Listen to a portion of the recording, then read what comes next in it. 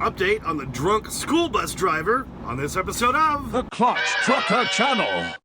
Clutch Trucker, filmed before a live and fuzzy studio audience that is Rusty, the world-famous meatball dog. Hey YouTube, Clutch Trucker here. Thanks for tuning in to another edition of the Clutch Trucker Channel. Alright, got an update for you on that was drunk school bus driver who was driving a bunch of kids from high schools here in Cheyenne, Wyoming, up to a speech and debate tournament in Spearfish, South Dakota. My son was on those buses, was not on the bus this guy was driving.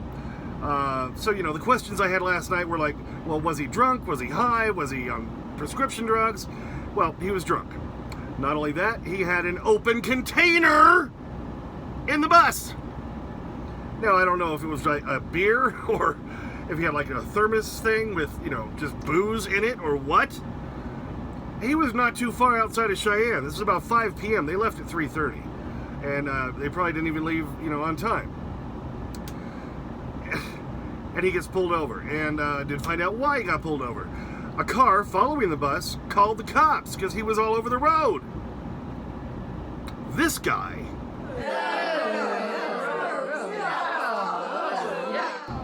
David Richard Williams. He's the asshole. 60 years old. I'm going to be 55 this year, close to my age. But yeah, he was the one pulled over for, he failed the sobriety test, was booked for a DUI, driving under the influence. I know different states call it different things. Some are DWI, it's DUI here. And he was brought to the Laramie County Jail immediately. And booked into the jail, and as of this morning, he was still in jail, which I should certainly hope so. Lock him up, throw the key away, Who knows whether he's going to be let out on bond or anything, I don't know. But this guy, yeah, he was driving a load of the students. It's a 4.5-hour drive at least from Cheyenne up to Spearfish, South Dakota. Hardly into the drive, and he had the open container with him, which means he figured he was going to need to keep drinking during that trip. It's 65 miles an hour out there on these small highways between here and Spearfish, South Dakota. No major interstate to go. It's small stuff. In a lot of places, there's not much of a shoulder, and you can drop off the highway easily. One little mistake, bam, he could have killed a whole busload full of kids. What an asshole.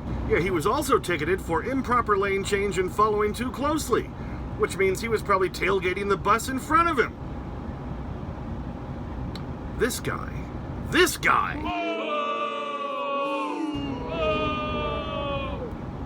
Like I said in my last video, let a few of us dads take this guy for a while. He won't be coming back. It's like even in the jails, they find out you're a pedophile or something, yeah, you're getting shivved. You're not going to be living. Even criminals don't put up with screwing around with kids. It still just blows my mind. Here's the really ridiculous part. After I posted my video, I went online and just did a quick search for school bus driver fails sobriety test. My video popped up, and there were a whole bunch of other stories. It's happened like 4 times within the last month in various places all over the country. There are stories from Florida, from Illinois, and other places where bus drivers have been pulled over or cited or ticketed for driving under the influence with a busload full of kids. It's a lot more common than apparently I knew. I thought this would be a big rarity.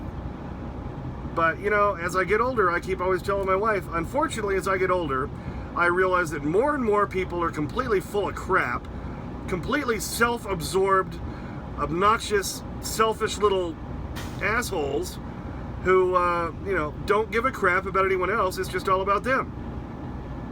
Now, I want to do some research, and I want to look into me as a truck driver. I have to, if I want to switch companies, I have to take a drug and alcohol test before they'll even talk about hiring me. I've been, in my time home, while I've been working on this truck, doing the sleeper remodel, I've still had to go in for 2 random drug and alcohol screening tests. Now, granted, while I'm home, I could have a beer if I wanted to, and then the next day, if I had to take the test, well, you know, they would know I'm home doing this and I'm not out driving, and ignore if alcohol showed up. They're mainly looking for drugs, but, you know, please, I have to go under those kind of tests. What do the bus drivers have to go to? Somebody did put in the comments that when they drove a bus, they gave them a breathalyzer at the end of their shift, at the end when they brought the bus back, which I think is kind of weird. How about before? If you're going to do the test at all, let's do it before. What do you think? Just my crazy mind thinking. But, you know, I'd said in yesterday's video, well, what if it's prescription drugs? How would you do a breathalyzer for that?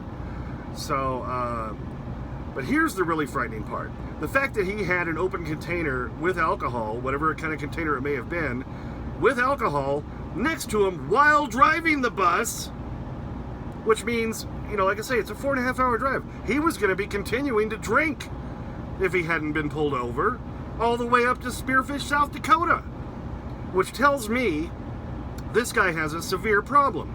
He knows he's going to do this long trip, driving the students up to South Dakota, and yet he couldn't even make it through that day without a drink. That's somebody who's got a serious issue. And he knew he couldn't make it through the day that badly that he even had to make sure he brought more alcohol with him. This guy had an issue. Was he tested before he even got the job? Did they check to see if he had any priors? Any DUI priors? Maybe he didn't. Maybe he'd never been caught. And maybe he was just one of those guys who slipped through the cracks and was able to keep drinking with any job he had, even if it was a driving job or not. But wow, you'd think if he has that big a problem where he couldn't even make it through one day, one afternoon of driving, or the evening of driving some students without a drink, and he had to make sure he had more booze with him, that this guy's got a problem. And you think somebody else might have noticed that. So, he's in jail. I hope he stays there. I have a feeling if the word gets out that he gets out, we know his name, we can find out where he lives. There might be a corral of dads going down to find this guy. He better leave town. I know this sounds like an old Western thing, but, you know, don't screw with our kids. No, no, no. Yeah, when you get out of jail, buddy, you better leave, or you're not going to be found again. This is where Wyoming's still Wyoming, baby. Don't screw with our kids. Yeah. If you're not forced to leave, we're going to force you. So I'll say his name again. David Richard Williams. 60 years old, resident of Cheyenne. Not for much longer, pal. David Richard Williams. Know it, hear it, live it. I threw his picture up there. I'll throw it up here again. I know this guy's picture is going to be burned into my memory. I see this guy anywhere in town, in a store or something, I'm going to go up to him and say, you know what? You and I need to go outside and have a little talk.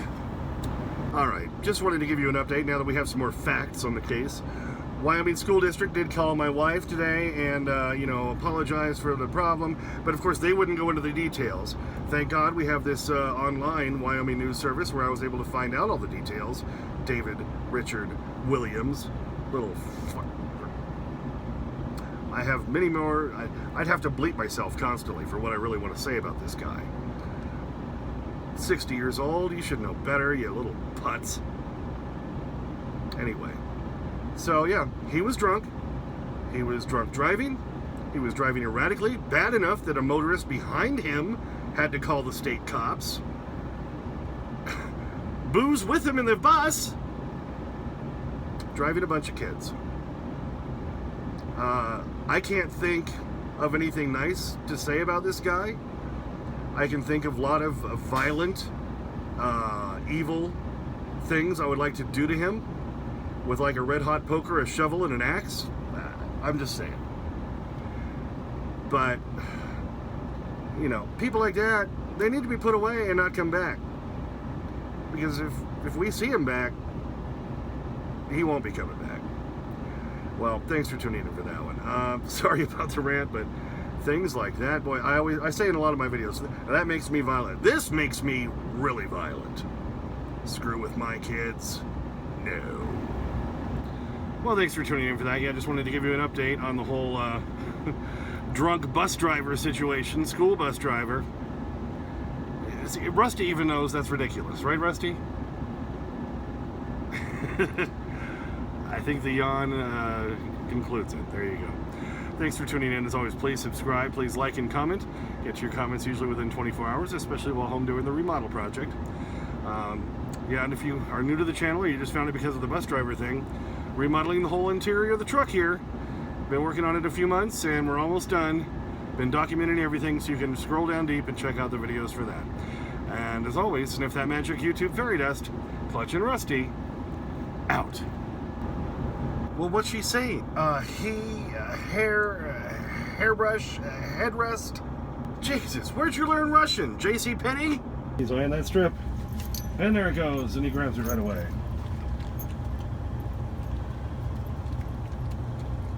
Rusty and his big and strip bounty. We're helping do the opening and the close. Yeah, like I said before, he's getting a little more comfortable with the changes here in the truck. Especially since there's a pet bed there lying there, which will be my little seating area, right, Rusty? Look up here, buddy, you got it. You got it!